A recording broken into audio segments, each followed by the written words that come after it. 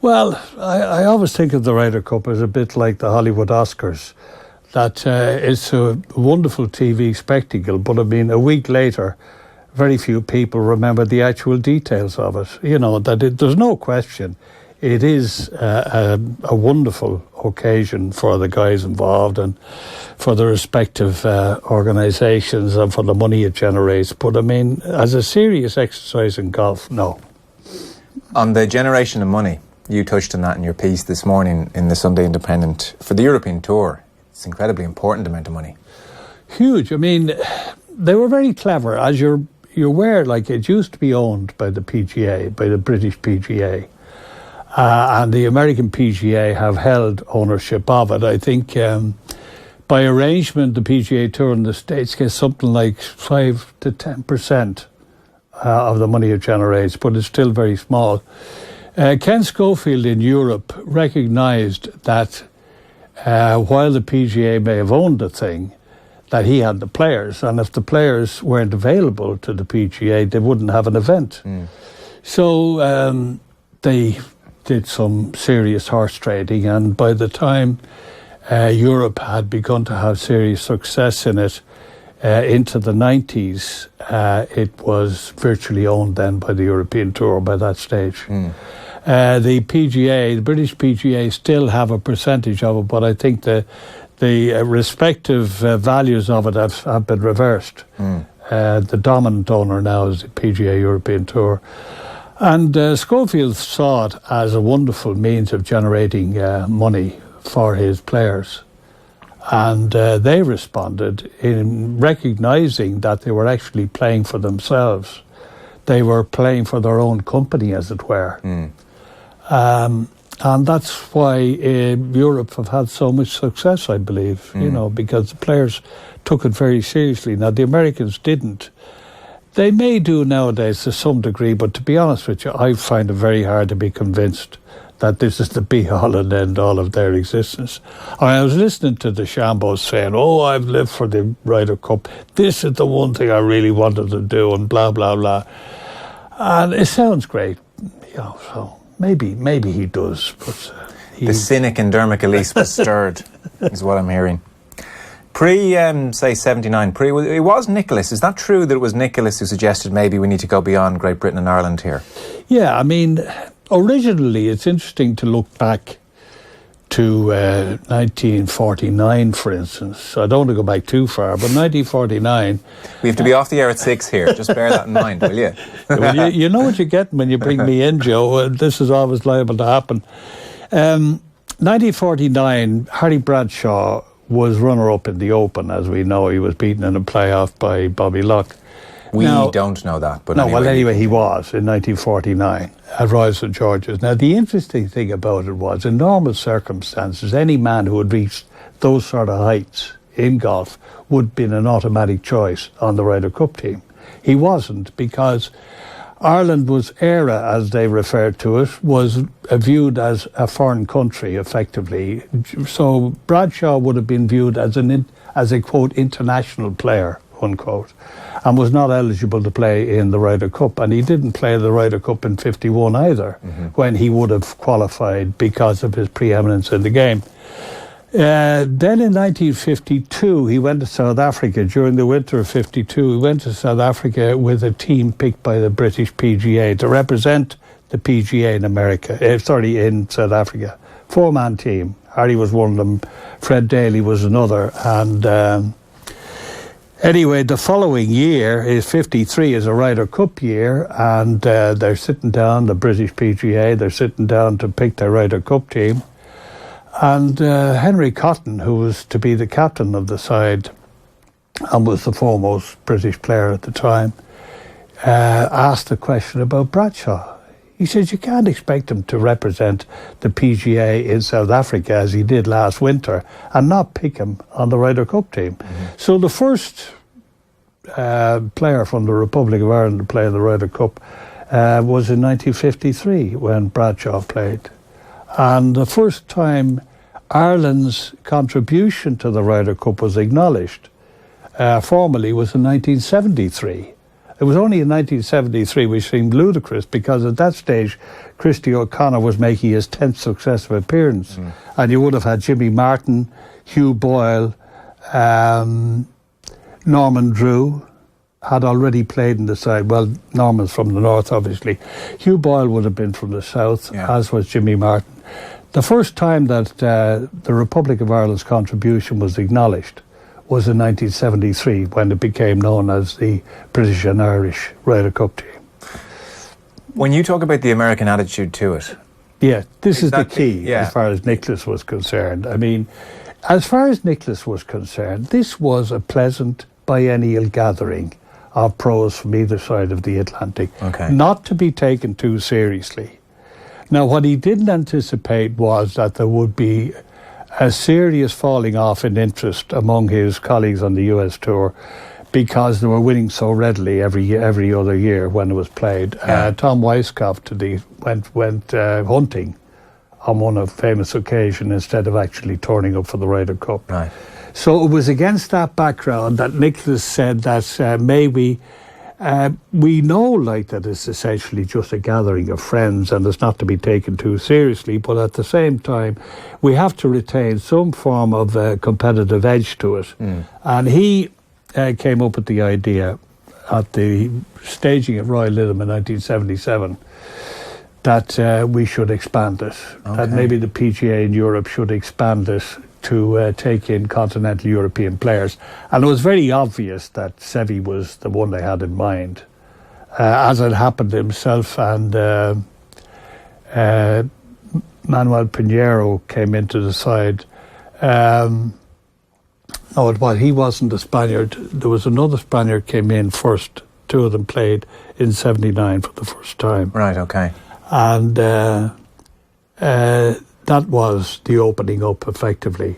So you had two Spaniards in 79, and then in 81, Seve didn't play because he was in a dispute with the European tour because of appearance money, so he didn't play in 81. So Nicklaus's attitude might be encapsulated by the concession of the putt to Tony Jacklin then, you know? Well, I mean, people have made a big thing out of that, Joe. You know, what a gesture. What a wonderful thing to do in the heat of competition. The truth of it was a gesture, but it was done as you might to a friend. That, as I think it was captured very well of what Nicklaus said afterwards. He said, I know you wouldn't have missed that, but I didn't want to run that risk. Now, team captain that year was Sam Snead, a man who's won plenty in the game, and he was livid by all accounts with Nicklaus. He wasn't. Well, I mean, I read he was, but it's as livid as, for instance, Woosnam was with Paul McGinley over McGinley conceding a putt on the 18th to J.J. Henry in the K Club in 06. Which meant effectively that we won only by 18.5 to 9.5. Yeah, okay. Whereas, which tied the record, which had been set in 2004. So Woosnam wanted the outright record. So fair he enough. was. But was the Nicklaus Jacklin concession a bigger deal? Did that? No. No. Okay. No, so why was Sam Snead not happy then? Was Nicklaus maybe different? He probably felt it was an appropriate thing for the captain to say. You know, right, okay. I mean, it was the same thing as Ben Hogan in 1967. We talked about this before in Houston, where he introduced his players as the 12 best players in the world. You know, and people were horrified at the arrogance of the man. Yeah. But it wasn't serious. I mean, I think all you have to do, Joe, is look at Nicklaus's Ryder Cup record. I mean, Nicklaus, from the time he won the US Open in 1962 until his Masters win in 86, was the best, if not one of the top three players in the world, always through that period. And yes, his Ryder Cup record is very moderate.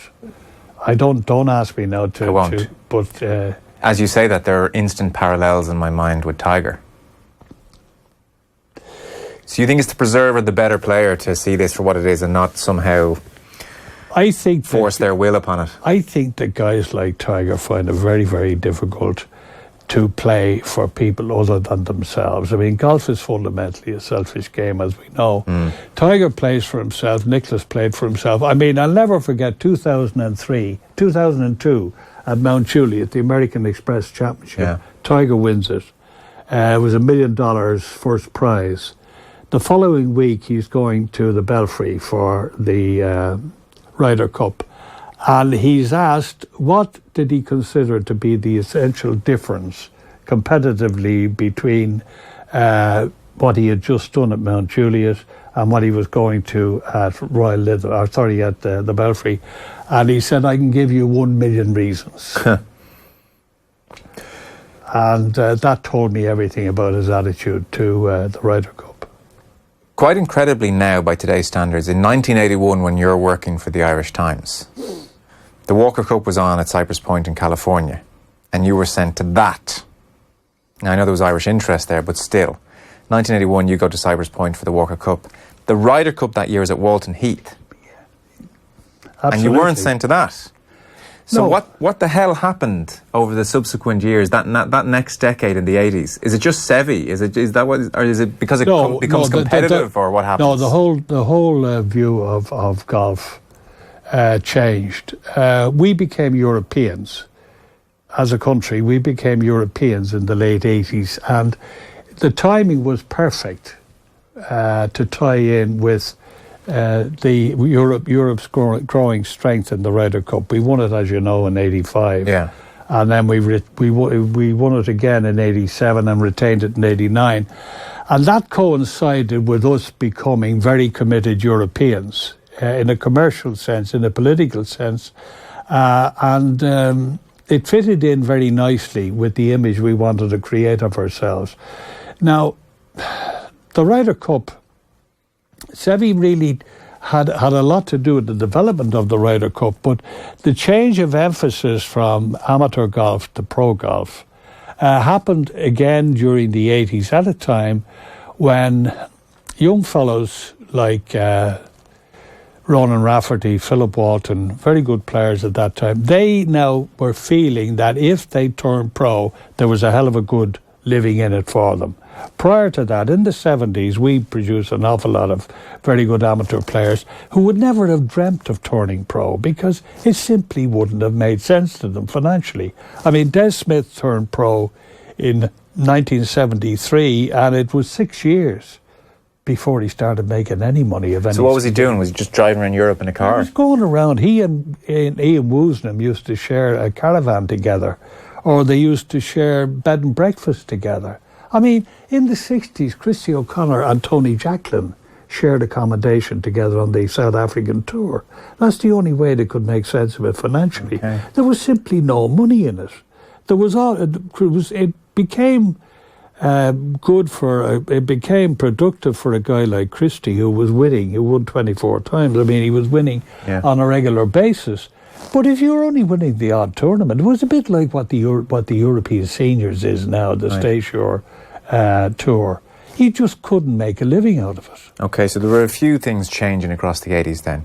And Very Seve much. comes, The Seve comes along 80s at the right was a time. period of huge change in golf in terms of the spectator interest in it, the public's interest in it. I mean, I remember the 80s covering golf for the Irish Times, and it would never be considered as to whether I wouldn't go to the Irish Close Championship or to the Irish Ladies Championship. Yeah. So they were just Staples. established as, this was written down. And You went. how true is it that for Seve, basically, he never felt welcome on the PGA Tour and there was a bit of a hatred of the Americans? Has that been overstated, or do you think that was fair enough? That is true, yeah. Okay. That is true. It happened to Bobby Locke in the late 40s when Locke went to the States as a South African and became very successful. And at one point, I think it was 1949, the Americans actually banned him from their tour because he was so successable. So it came down to money. They don't want him, this Johnny Foreigner coming over and it had taking their nothing money. to do with his nationality or whether he was a particularly nice person or not. Seve, from the time that Seve was runner-up to Miller, Johnny Miller, in the 76 Open at Birkdale, the Americans could see writ loud and clear, this tour is good, you know, and we'd better watch ourselves if he comes over here and starts trying to play our tour. And so what would he have experienced? Was he a loner or was he shunned socially? He was shunned.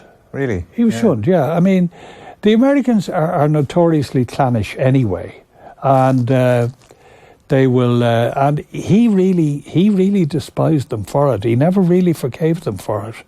And the Ryder Cup was Seve's wonderful opportunity for payback. Okay. I mean, you talk about being motivated. Something the Irish soccer team could learn a little bit about, I imagine. But I'm not just throwing that in there. I'm saying that even though you know that your talents are limited, you will still be motivated by love of country. Seve had no such motivation when he played for Spain or for Europe, when he represented Europe abroad. His attitude was that to beat the Americans, it was a very negative sort of... it was fueled on almost hatred. Yes. And was he a rarity as a foreigner on the PGA Tour around then? He was, yeah, at that time. I mean, it was only in the 80s that he opened the door effectively. Okay.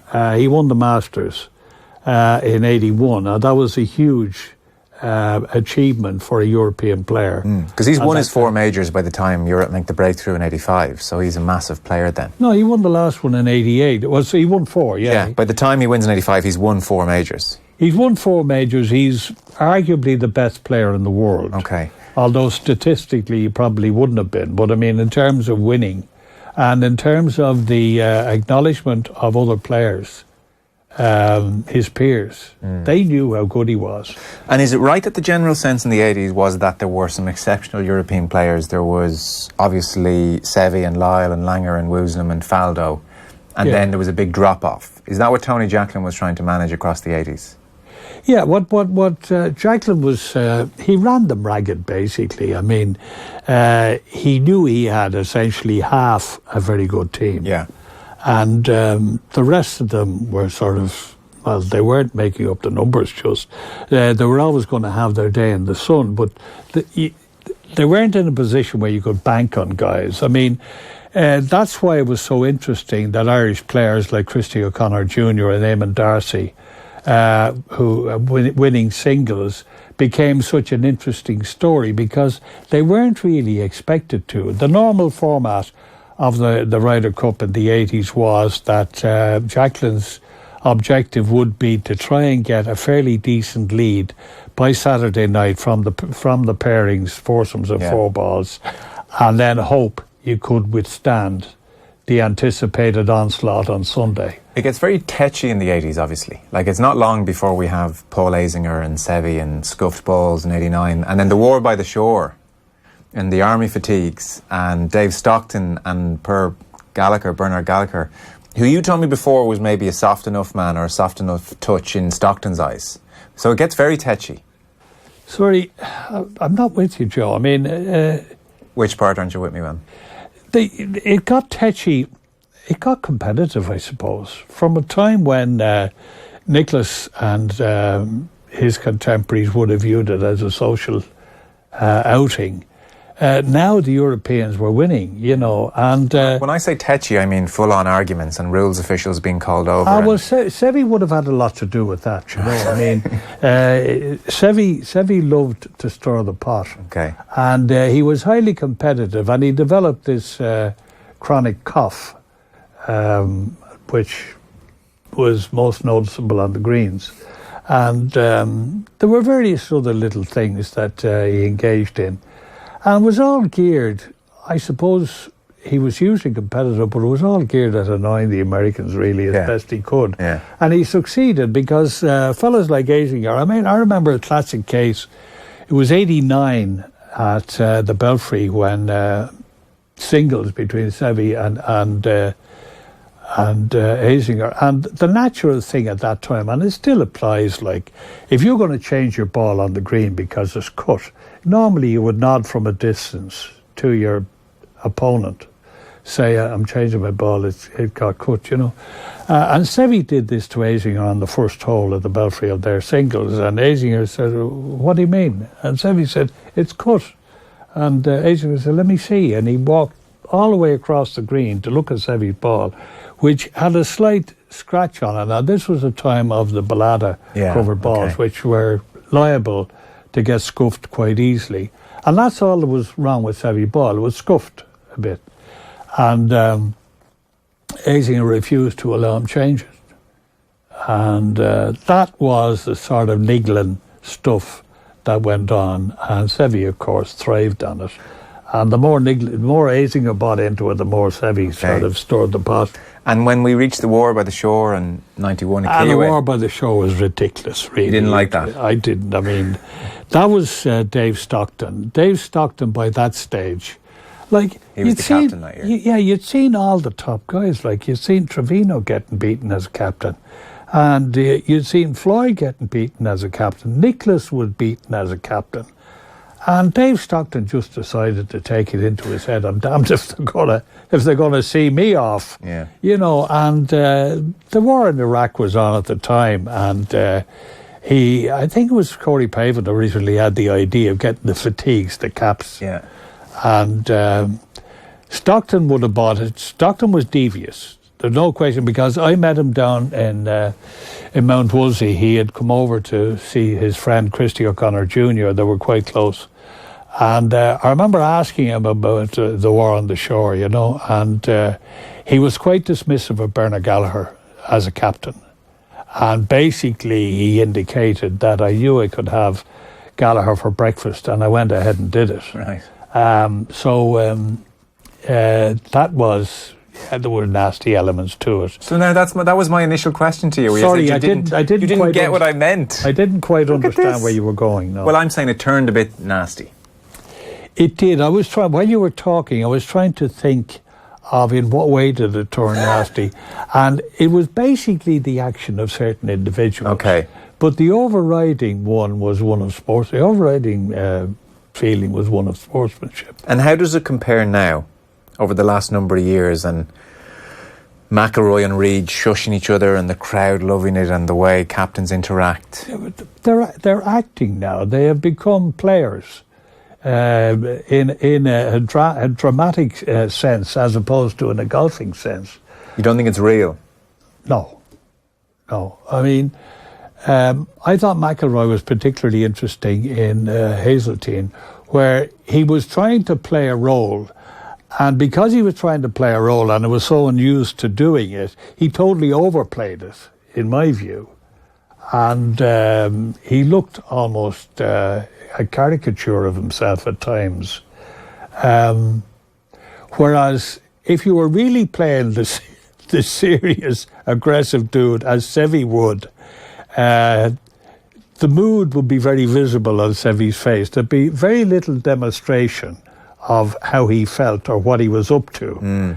But behind it all, the machinations would still be going around in his head as to how I'm going to turn this match around or whatever. Whereas nowadays you get fellas like Reid and Rory doing it in Hazeltine. They're jumping up and down and egging on the crowd. And you had, what do you call him, Bubba Watson doing it in Medina. Yeah.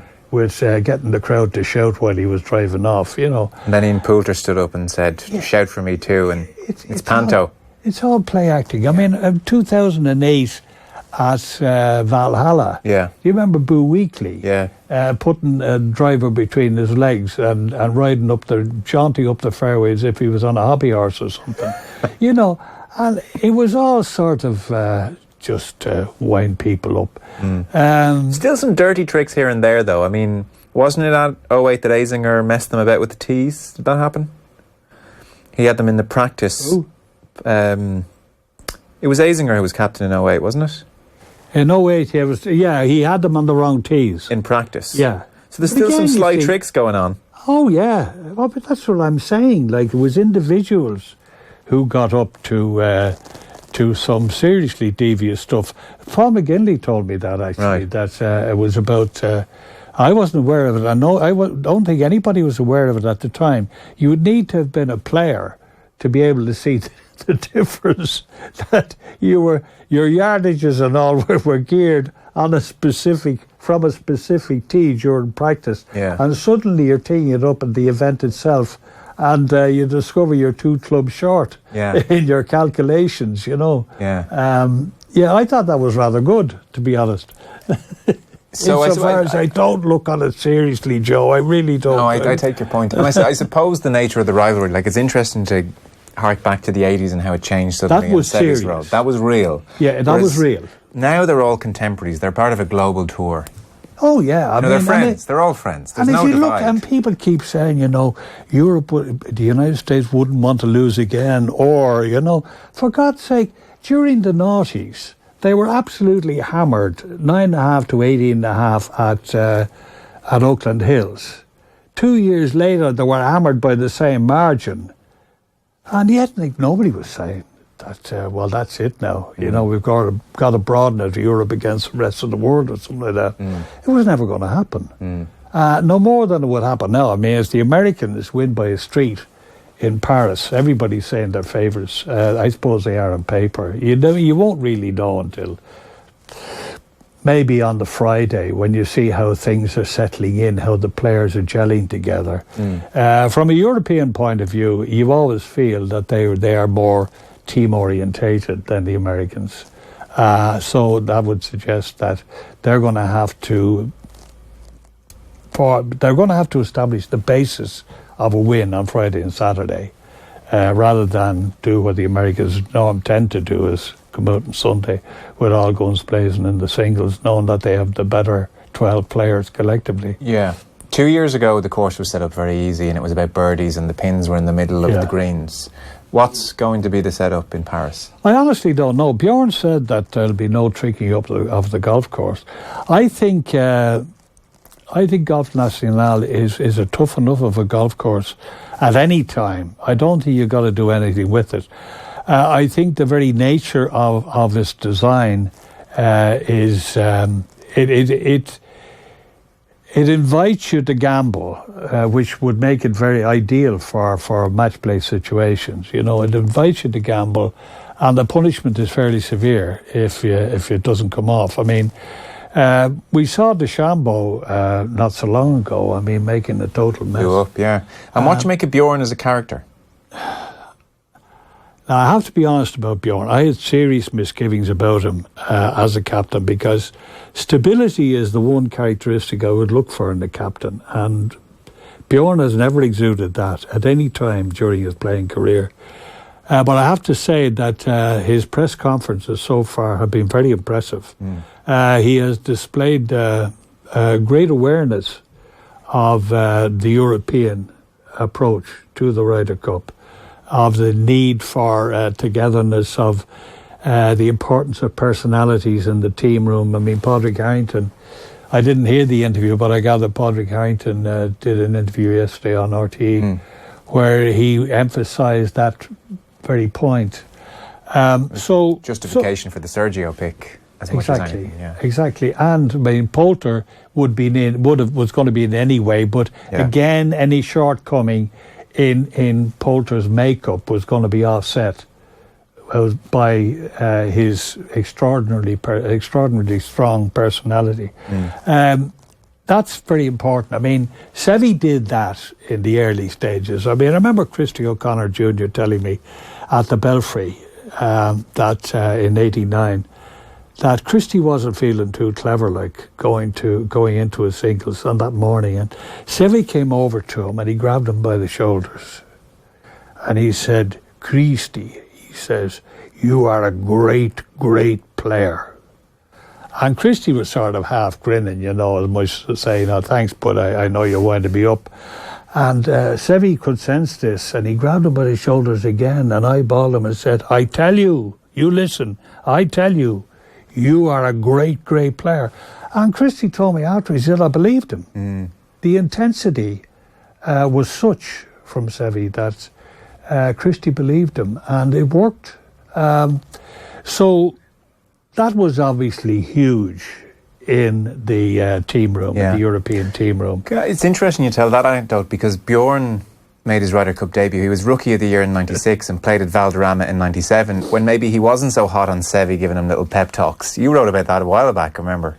I did, yeah. That was really funny. Yeah, It was on the Sunday, wasn't it? It was in the singles. Yeah, he was. Who was he playing? He was 4 down. He was 4 down after 4. Was it Justin Leonard?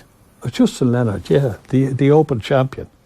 He was 4 down after 4, and Seve came over to him and basically accused him. He said we had agreed that we were going to play stroke play, not match play. Yeah. That our thinking was going to be stroke play. And whatever he saw in Bjorn's game in the first 4 holes, Seve was convinced that he was not playing to instructions, as it were. And Bjorn didn't take too kindly to the interjection, but Seve then said to him, relax. Whereupon Bjorn shouts at the top of his voice, I am relaxed. But he proceeded to get a half match out of it, which was an amazing outcome, you know. But he warned Seve not to come near him for the rest of the match. He said, I don't want to see you again, which was a hell of a thing for a rookie to say to somebody like Seve, in the Ryder Cup. So you would have to acknowledge that Bjorn has some character. Yeah. But you see, against that, I mean, there were the occasions where he shot a 13 on the 17th at the K Club, where he walked off the course in the K Club after 6 holes, seriously overwrought emotionally. And you would have to think of him as being somewhat fragile emotionally against that sort of background. He was a fine player, no question. Yeah. But I'll be honest with you, Joe. Given the choice, I wouldn't pick him as captain. Now he may prove to be a great captain, but I wouldn't have thought he had the emotional stability to be a good captain. And do you agree with the point which has been made by people that on paper it's potentially the best US team we've ever seen, and that on paper it's potentially the best European team we've ever seen? Well, you talk about the best US team. Trevino, Kite, Bill Rogers, who was the reigning Open champion at the time, Larry Nelson, Ben Crenshaw, Bruce Litsky, Jerry Pate, Hale Irwin. Now, this is your last 4 in the singles order as they played on the Sunday. Johnny Miller, Tom Watson, Raymond Floyd, Jack Nicklaus. They're your last 4. What year is that? That was 81. They had 45 majors between them, the 81 team. Yeah, well, if you count Kite's major in the US Open in 92, which he hadn't won, obviously, at that stage. Okay. Everybody either won or was about to win a major, with the exception of Litsky, who, as it happened, died fairly recently. He died a few months ago. So 81. Oh, 81 is acknowledged because I don't care what they say about the current teams. Nothing could compare. When you look at the quality, the enduring quality of those players. I mean, from the top, Trevino, and then to go to, I was just looking at even the last 5, if you were to take the last 5, Hale Irwin, Johnny Miller, Tom Watson, Raymond Floyd, Jack Nicklaus. For God's sake, I mean, who'd want to be facing that as a tail wagging the dog? And of course, the great fun of that, Joe, is that, I mean, that's the idea of putting those. Actually, Nicklaus beat Eamon Darcy 5 and 3 in the last match, but not that that's any reflection on Darcy at the time. But the gas thing is that the Americans thought it appropriate to put such a strong tail out, given that they were walking around with the match anyway. I mean, they eventually won that match by the same margin, 9.5 to 18.5. Okay, the record. So the record. So they won.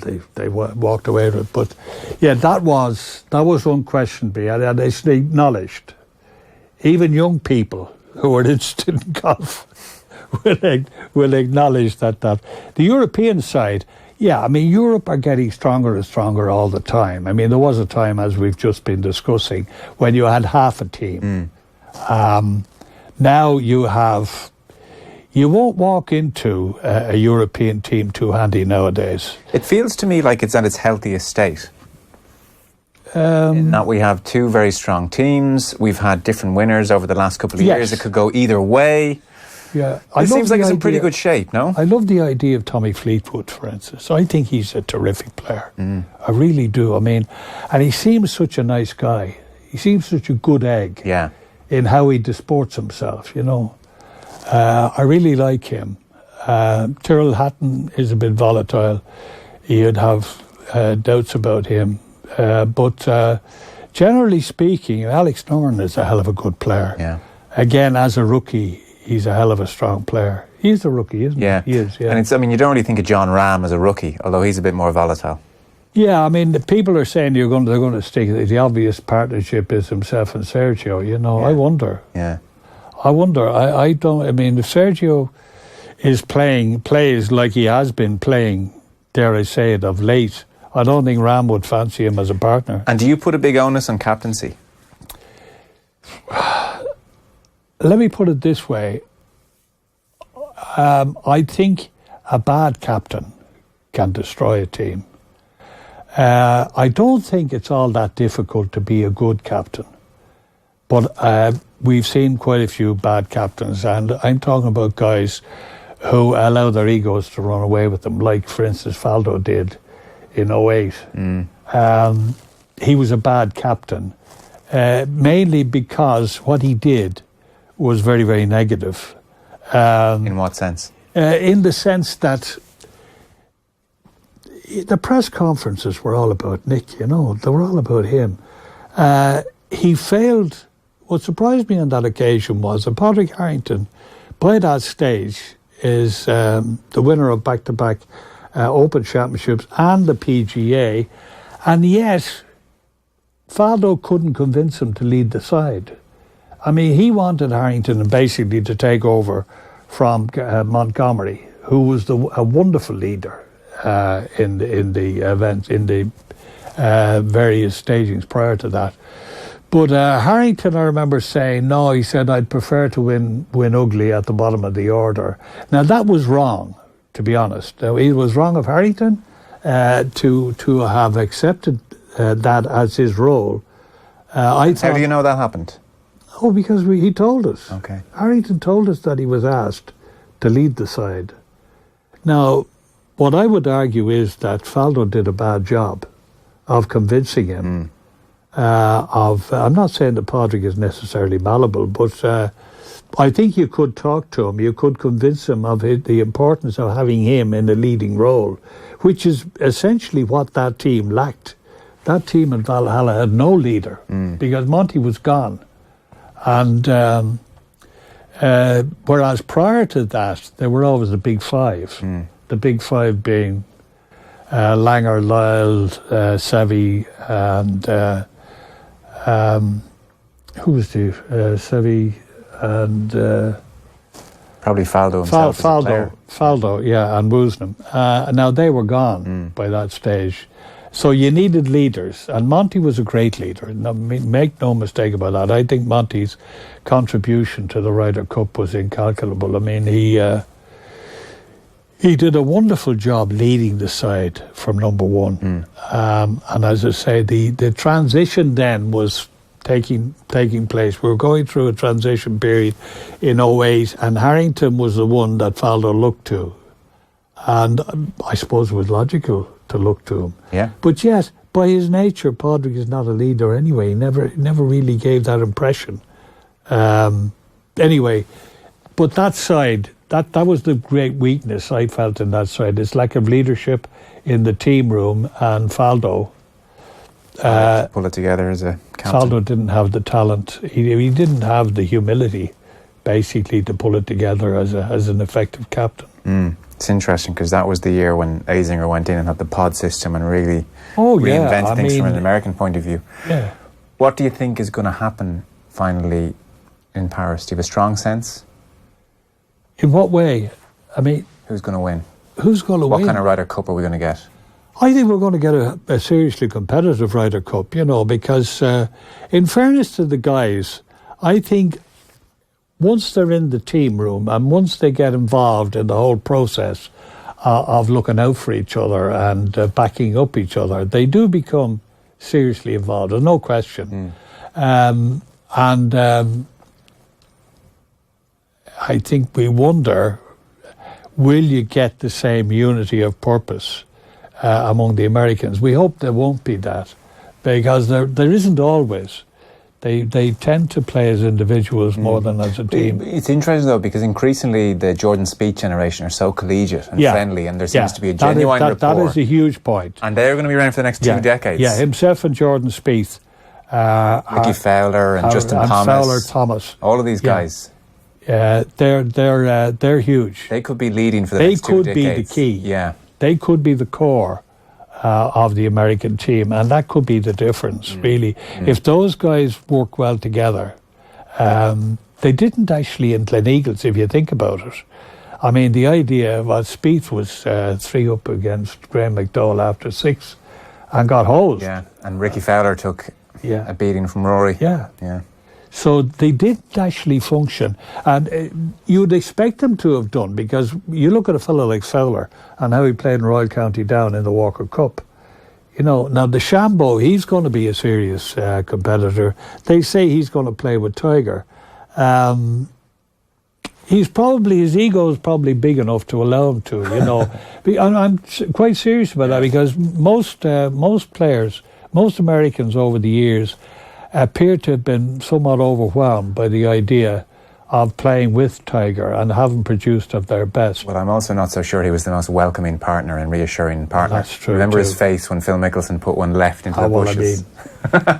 That was that's one for the history books. Geez, we haven't even touched on Mickelson Watson at Gleneagles. We'll do that another time, I'm sure. Well, I mean, you know my view on that. It was appalling what Mickelson did.